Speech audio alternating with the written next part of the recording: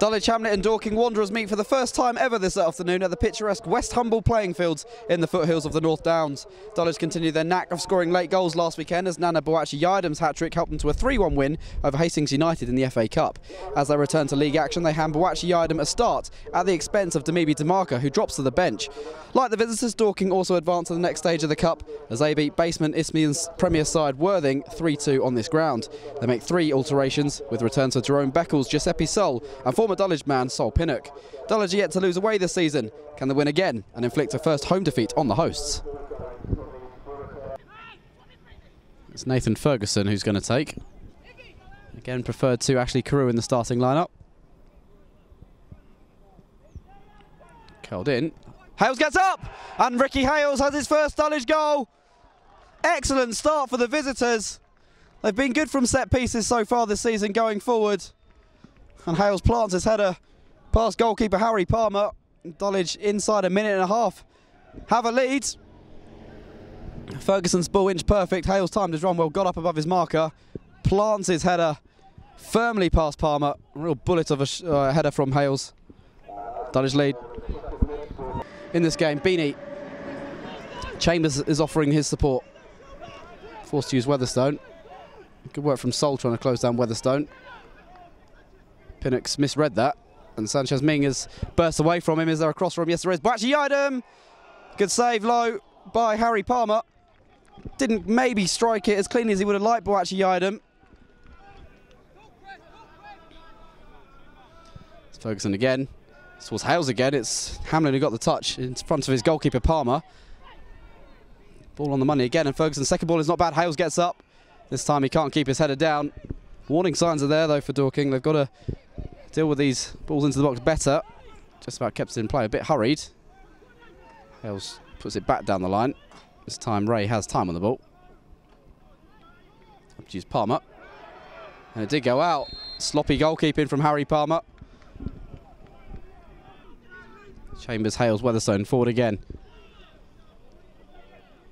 Ferguson again, it's still those areas. Hayles who tries to get up, and it's the third time he's got his head on one. Could have had a 8-minute hat-trick, Rickie Hayles. He's causing problems in that penalty area. Sheridan. Pinnock. It's come for Hayles. Ming. Cargbo. Clunis, has he got the measure of Ray? Yes, he has. If you look up, he's got Boakye-Yiadom in the middle. Shaw's also joined the attack, as is Ming. His shot is straight at Palmer. Good opening though for Dulwich. Well and truly in the front seat at the moment. It's just weather this storm and I'm sure they'll grow into the game. Here's Ferguson. That's a sloppy pass from Sheridan. Nowhere near reaching Beckles. Here's Clunis. Ferguson wants it back. Clunis find one of 3 Dulwich men in the middle. Still Clunis. Looking for Boakye-Yiadom. Volleyed behind. It goes by Dean Hamlin. Set pieces in general, they're not been great from defending point of view this season. It's gone short this time from Sheridan. Dan Pearse wraps his foot around the cross. It's too deep for Ray.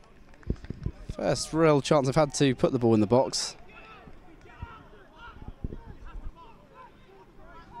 Dorking like to play the short ball, it seems. They've restarted from goal kicks like that, and there's a chance here for Tolfree in behind. Blocked off by Chambers, back to Tolfree. Sole off the head of Rickie Hayles. Time for a corner. Dulwich almost undone there. Weatherstone not getting to the ball. Both fullbacks forward. As is the skipper Ray. Good in-swinger towards Ray. Dulwich clear for the time being. May well come back into their penalty area. Good tackle by Clunis. Dulwich might be able to counter here. A lot of grass to move forward into Nyren Clunis. Still Clunis. He's got the legs on Pearse. Can he add a second? Waste his chance. Really big opportunity for Clunis. Did all the hard work and just couldn't apply the finish. It's a long way off target here from Clunis. On that side it would suit the left foot, but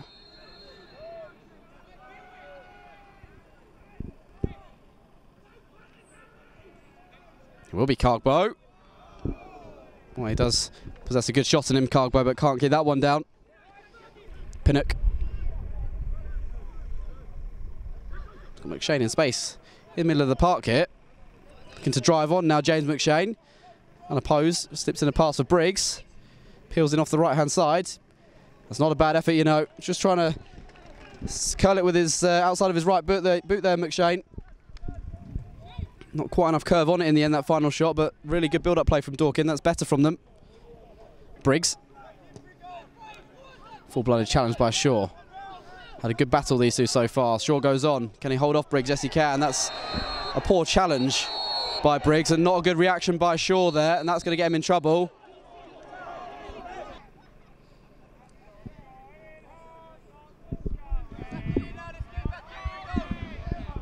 Was frustrated, Shaw. Reacted to it. It's going to be a yellow card for him as well. Cargbo to Weatherstone. Ferguson, that's a heavy touch. Hayles, what's he done here? Weatherstone has gotten a muddle as well, as has Hayles. Just about holds off Sole. That's really sloppy work from Dulwich, and the clearance isn't great from Hayles either. Pinnock. McShane. Sole Pinnock again. Is there a cross for him? Yes, there is. It's not bad, but no, Tolfrey's not far away from getting a touch either. Chambers has Beanie inside for him. Back with Michael Chambers. That's a great looking ball. Can Boakye-Yiadom get there? Yes, he can! Volley straightens the arms of the goalkeeper, but what a ball by Michael Chambers. Boakye-Yiadom pinning off his man. Cargbo's got Hayles, Weatherstone, Boakye-Yiadom, Chambers and Ferguson to look for. It's in towards Ferguson. It's a Dulwich corner. It is. Beanie. First ball, Ferguson. That's a lovely touch. Shaw. Excellent football from Dulwich. Just come through to Ming. Tried the ambitious Sanchez Ming. Difficult one to keep down at the best of times.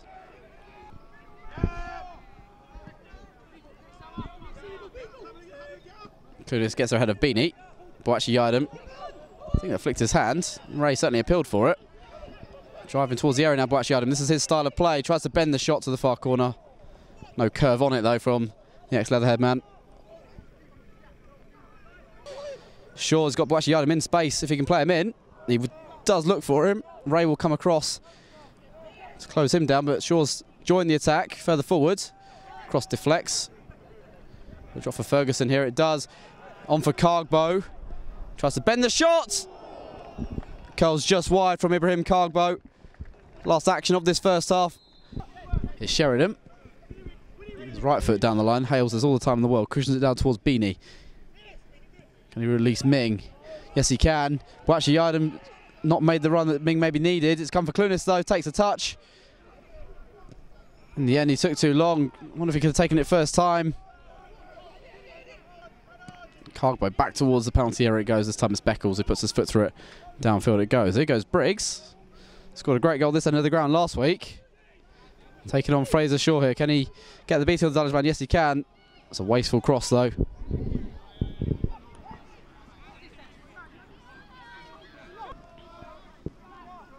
Chambers flat throw, looking for Ferguson. Gets a touch on it. Clunis now. Boakye-Yiadom pointing where he wants it. Has he got the legs on Sheridan? Yes, he has. Chops back onto his left foot. Boakye-Yiadom, tame shot in the end. Seems to be stretching for it slightly and was off balance. And again, it's easy for Palmer. Lovely turn inside, though, by Boakye-Yiadom. Pearse.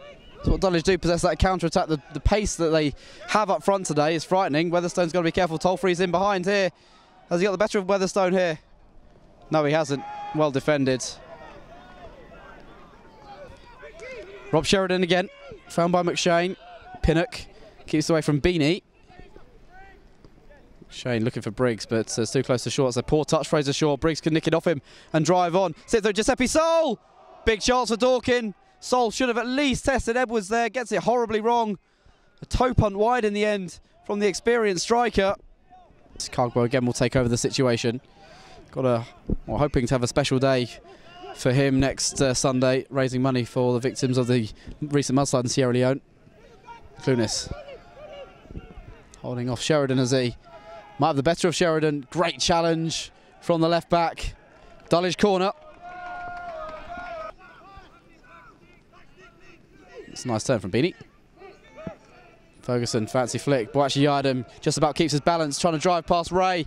Has he done that? Yes, he has. Draws the save from Palmer. That turn of pace was excellent from Boakye-Yiadom. Really turned on the gas there to beat the defender. Looked like the keeper would get there first. Conceded very late on the piece at Leighton to lose all 3 points. Beanie searching for Boakye-Yiadom. Ferguson, here goes Shaw. Brilliant interchange from Dulwich. Return ball for Boakye-Yiadom. Well defended, was it? Should be a corner, I think. Maybe the last touch came off the Dulwich front man. Short for Michael Chambers. Look out wide with Shaw. Poked inside Boakye-Yiadom. Sort of thing been telling about, just the passing's not quite been inch perfect from Dulwich today. You can see better from the muesli. Briggs slipped it through. Here's Chenlick. Taking Hayles with him beyond Weatherstone. Pearse spurns the opportunity to level. Really big opportunity again, just like Sole before him.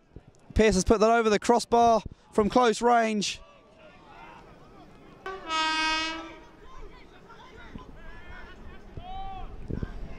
Sole's first one went begging, and so does his second. Nowhere near staying down that free kick. Dulwich bench wants a free kick. Clunis also asks referee.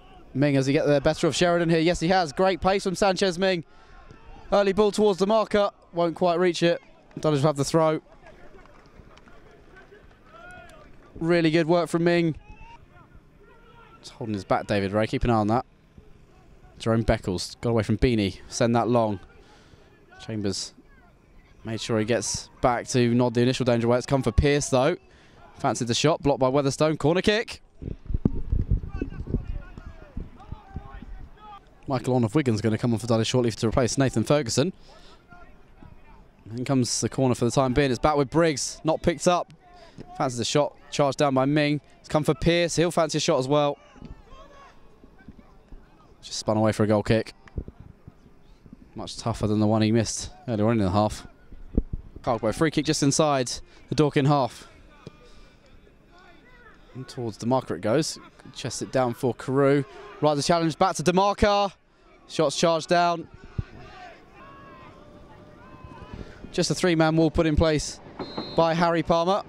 Can Ashley Carew conjure up something here? No, he can't. Wall did their job. I think O'Neill got the touch. On of Wigan. It's a delightful ball. Offside flag was up in any case against Clunis. It wouldn't have counted. On of Wigan short for Carew here if he wants to use him. It's going to go into the 6-yard box. Hit DeMarca. End up going wide. DeMarca asking for the corner. I know it hit the Dulwich front man. I'm not sure if it did get another touch in there. To 5 minutes of added time.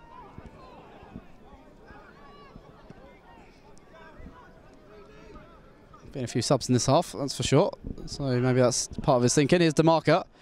Drives on to maybe DeMarca. Is there a second? What an excellent tackle that is in there. Really good defending. That should be a corner. Fitting that the game may well end on a corner, as it was the way that Dulwich scored in this game. A first Hamlet goal for Rickie Hayles. Clunis. Lovely footwork from Clunis. Can he put in a cross now? Pulls it back. Beanie arrives. Curls over. That'll be in some way to see out the game. Had he found the back of the net there, Kenny Beanie? And for DeMarca it goes. Just going to take it to the corner flag, is he? Doesn't need to go into the penalty area now. DeMarca, Carew. And Dulwich get all 3 points. It's the first home defeat of the season for Dorking Wanderers. Dulwich remain unbeaten on their travels. The only goal in this game coming as early as the 2nd minute. A Nathan Ferguson corner powerfully headed home by Rickie Hayles for his first Hamlet goal. Dulwich had chances in that first half. They were in control for much of it. Nyren Clunis wasting a glorious one to put them 2-0 up. But it was Dorking who had the better opportunities after the break. In particular, Giuseppe Sole, who toe punted wide, went through 1-on-1. And then Dan Pearse found himself in space in the penalty area, but could only put over the top. Not the prettiest of performances by Dulwich by any stretch of the imagination, but it's an important 3 points in these early weeks of the season. Final score here in the first ever meeting between Dorking Wanderers and Dulwich Hamlet at the Westhumble playing fields is Dorking 0, Dulwich Hamlet 1.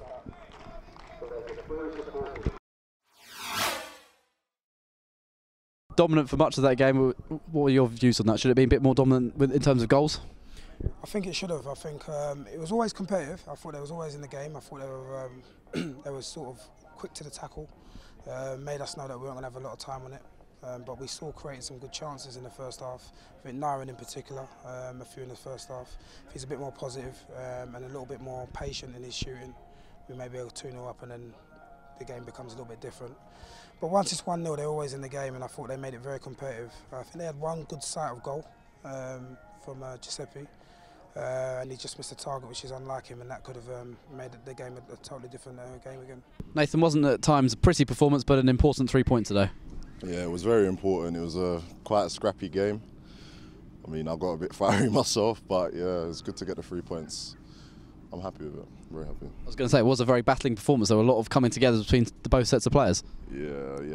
At times it almost got out of control, but I feel like we dealt with the game very well. And they didn't have many chances at all. So, yeah, it's very good.